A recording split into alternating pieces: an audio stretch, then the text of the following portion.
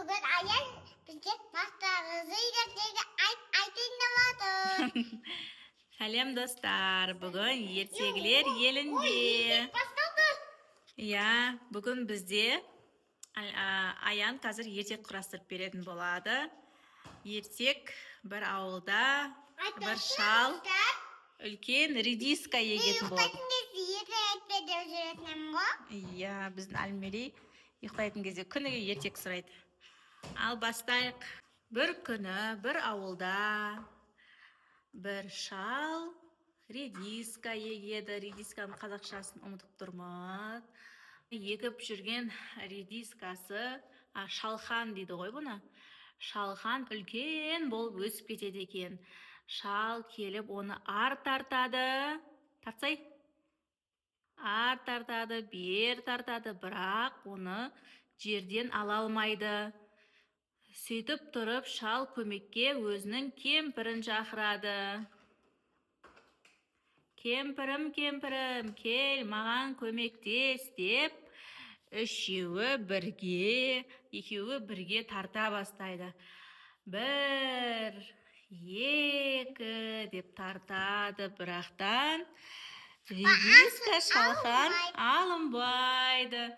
Содан кемпір әжесі немересін шақырады. Немересі келіп, әжесінің артынан тартады, көйлегінен тартады. Алынбайды, бір, екі деп тартады, алынбайды. Содан немересі өзінің күшігін көмекке шақырады. Күшігім, күшігім, кел дейді.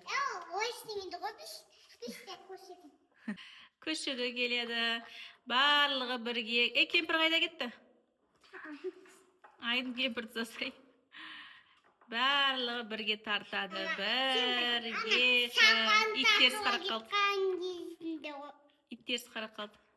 Үш, тартады, алынбайды. Сосын күшік көмекке мысықты шақырады. Содан мысық көмекке келеді. Мяу деп барлығы бірге тартады.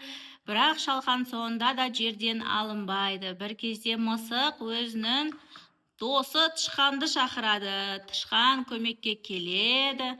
Енді барлығы бірге бір, екі, үш деп тартқанда шалхан алып кетеді, бәрі құлайды.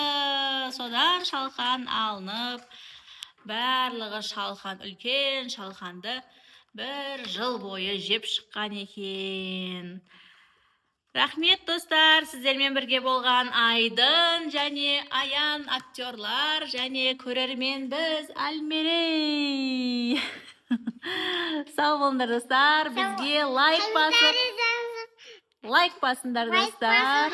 Бізге тіркелуді ұмытпаңыздар. Бізге тіркеліп, бізге көп поддержка беріп кетіңіздер. Давайте достар.